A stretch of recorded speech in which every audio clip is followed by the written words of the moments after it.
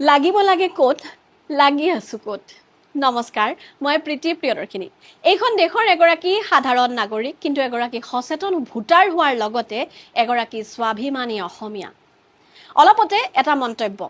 অসম সাহিত্য সভাৰ সভাপতি বসন্ত কুমাৰ গোস্বামীৰ এটা মন্তব্যই তুলপাৰ লগালে অসমৰ ইমূৰৰ পৰা সিমূৰলে আৰু মন্তব্যটো এইটো যে অসমৰ চৰ চাপৰিৰ মুছলমানে যদি নিজৰ ভাষা অসমীয়া বুলি নকয় মাতৃভাষা অসমীয়া বুলি নকয় তেনেহ'লে অনাগত দিনত যেতিয়া লিংগুইষ্টিক ছাৰ্ভে হ'ব সেই ছাৰ্ভেত অসমৰ মাতৃভাষা অসমীয়া বুলি ধৰি ৰাখিবলৈ বহুত বেছি কঠিন হ'ব এতিয়া কথাটো হ'ল যে আমি মন কৰিব লাগিছিলে কোনটো কথা কাৰণটো কি কিয় আমি ইমান এটা বৃহত্তৰ জাতি হোৱাৰ পিছতো আমি কেইজনমান মানুহৰ ওপৰত নিৰ্ভৰশীল হ'বলগীয়া হৈছে কিয় আমি চৰ চাপৰিৰ মুছলমানৰ কথা ইয়াত পাতিবলগীয়া হৈছে কিয় আমি এটা বৃহত্তৰ জাতি হোৱাৰ পিছতো এই কথা উত্থাপন হৈছে কাৰণ এই কথা তেওঁ স্পষ্টকৈ কৈছে যে জনজাতীয় লোকসকলে বিভিন্ন জনজাতিৰে এটা বৃহত্তৰ অসমীয়া জাতি বিভিন্ন জনজাতীয় লোকে মাতৃভাষা অসমীয়া বুলি ক'ব নোখোজে আমাৰ মন কৰিবলগীয়া কথাটো এইটোহে যে ইমানবোৰ জনজাতীয় ইমানবোৰ ধুনীয়া ধুনীয়া সংস্কৃতি পৰম্পৰাৰে আমাৰ ইমান চহকী অসমখনত কিয় আমি আজিৰ তাৰিখত এই কথাটো গুৰুত্ব দিয়া নাই যে কিয় জনজাতীয় লোকসকলে নিজৰ মাতৃভাষা অসমীয়া বুলি নকয় কাৰণ তেওঁলোকে নিজৰ মাতৃভাষা কাৰ্বি বুলি কওক বা তেওঁলোকে ডিমাচা বুলি কওক বা যি বুলিয়ে নকওক বা তেওঁ মিচিং বুলি কওক কিন্তু সেই কথাটোৱে লিংগুইষ্টিক ছাৰ্ভেটোৰ ওপৰত কেনেধৰণে তাত ইম্পেক্ট পেলাব সেইটো তেওঁলোকে নাজানে কাৰণ তেওঁলোকৰ মাতৃভাষা নহয়েই নিজৰ মাতৃভাষাটো তেওঁলোকে ক'বই কিন্তু তেওঁলোকে কিয়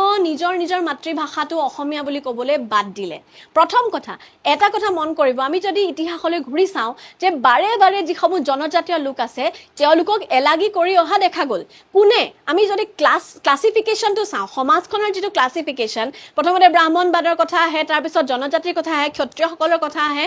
এই কথাবিলাক আমি নিজেই কিন্তু পৰ্যালোচনা কৰা খুব বেছি গুৰুত্বপূৰ্ণ যে কিমান দিন আমি এই জনজাতীয় লোকসকলক বিভিন্ন সময়ত বিভিন্ন জনজাতিৰ লোকক আমি তেওঁলোকক হীন আৰু নিচ বুলি তেওঁলোকক গণ্য কৰি আহিছিলোঁ এতিয়া এনেকুৱা এটা সময়ত আমি আছোঁ য'ত তেওঁলোকক আমি সন্মান কৰোঁ মৰম কৰোঁ আৰু তেওঁলোকক এই সময়ত আমি এই কথা বুজাই দিব পাৰিব লাগিব যে অসমীয়া এটা বৃহত্তৰ জাতি হিচাপে মাতৃভাষা অসমীয়া বুলি কোৱাটো অসমৰ বাবে প্ৰয়োজনীয় আৰু মই বহুত বেছি আশা কৰোঁ বহুত বেছি তেওঁলোকৰ ওপৰত মোৰ আশা আছে যে তেওঁলোকে এই কথা বুজি উঠিব কিন্তু আমি সেই কথাটোৰ ওপৰত গুৰুত্বই দিয়া নাই আমি এই কথাটো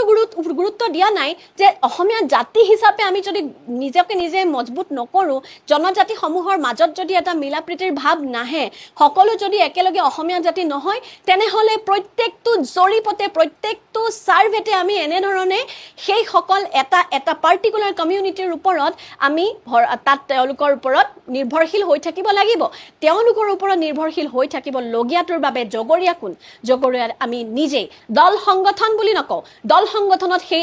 এজন অসমীয়াৰে এটা দল সংগঠন কিন্তু আমি নিজকে নিজে যদি আজি প্ৰশ্ন নকৰোঁ যে কিয়নো জনজাতীয় লোকসকলে নিজৰ ভাষাটো মাতৃভাষাটো অসমীয়া বুলি নক'ব নিশ্চয় ক'ব তেওঁলোকেও আমাৰ সমানেই গৰ্বিত অসমীয়া মই বিভিন্ন জনজাতীয় লোকৰ সৈতে কথা পাতোঁ যেনেকৈ মই তেওঁলোকক মৰম দেখুৱাওঁ তেনেকৈও মোকো তেওঁলোকে মৰম আৰু সন্মান দিছে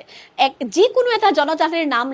লওক কাৰ্বি নাম লওক ডিমাচা নাম লওক মিচিং নাম লওক মৰাণ মটক মুঠৰ ওপৰত যেতিয়াই মৰমৰ আদান হ'ব তেতিয়াই প্ৰদান হ'ব গতিকে প্ৰথমতে অসমীয়া জাতি হিচাপে আমি নিজৰ জনজাতীয় ককাই ভাই ভনীসকলক আমাৰ আপোন কৰিবলৈ শিকিব লাগিব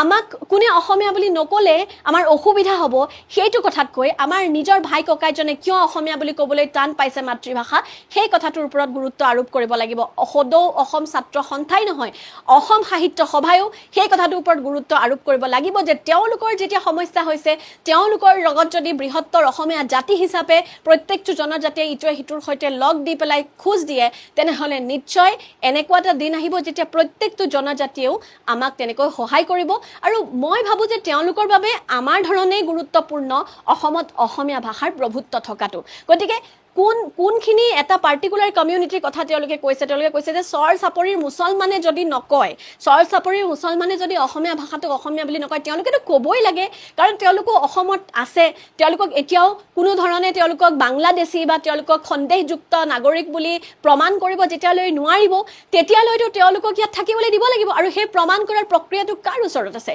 সেই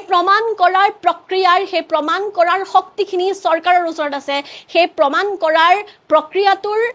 যি কণ্ট্ৰলাৰ সেই কণ্ট্ৰলাৰ কিন্তু মুখ্যমন্ত্ৰী খুদ নিজে গতিকে তেখেতে যেতিয়ালৈকে এটা প্ৰচেছ নুলিয়াই তেওঁলোকক বিতৰণ কৰাৰ তেতিয়ালৈ তেওঁলোক অসমীয়া বুলিয়ে তেওঁলোকক গণ্য কৰিব লাগিব তেওঁলোকে অসমীয়া কওক তেওঁলোকে অসমীয়া সংস্কৃতি শিকক কাৰণ যেতিয়াই তেওঁলোকক উচ্ছেদ কৰা হয় তেওঁলোকৰ ভাষাৰ ওপৰতে তেওঁলোকক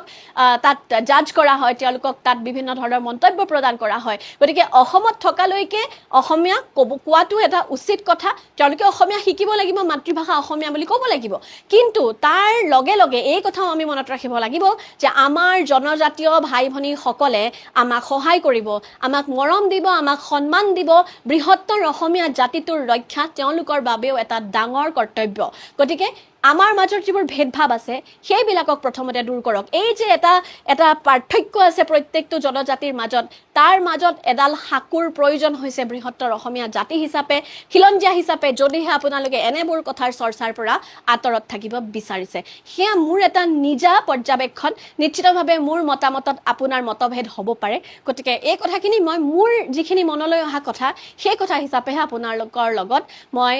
ভাগ বতৰা কৰিলোঁ অনাগত সময়ত দেখা যাব কেনেকৈ আমি নিজৰ ভাষা নিজৰ সংস্কৃতি নিজৰ অসমখনক আৰু বেছি শক্তিশালী সমৃদ্ধিশালী কৰিব পাৰোঁ কিন্তু এই কথা ঠিক যে আমি যদি বেলেগে বেলেগে যুদ্ধ কৰোঁ তেনেহ'লে এই যুদ্ধখনত জয় কাৰো নহ'ব আমি অসমীয়া হিচাপে পৰাজিত হ'ম যদি আমি একেলগে যুদ্ধ কৰোঁ তেনেহ'লে কিন্তু খিলঞ্জীয়া অসমীয়াৰ জয় হোৱাটো নিশ্চিত এই কথা আজিৰ কথা নহয় ইতিহাসলৈ ঘূৰি চালেও সেই একেটাই কথা দেখিব মোগলেও পৰাস্ত কৰিব নোৱাৰা সেই শক্তি অসমীয়াৰ হাতত আছে গতিকে আমি একেলগে খিলঞ্জীয়া অসমীয়া ভূমিপুত্ৰ হৈ একেলগে থাকিব লাগিব যুঁজিব লাগিব আৰু বেলেগৰ ওপৰত নিৰ্ভৰশীল নোহোৱাকৈ নিজৰ মাজৰ অসমীয়াত্বটো আমি নিজেই খুচৰি চাব লাগিব উদযাপন কৰিব লাগিব জয় আই অসম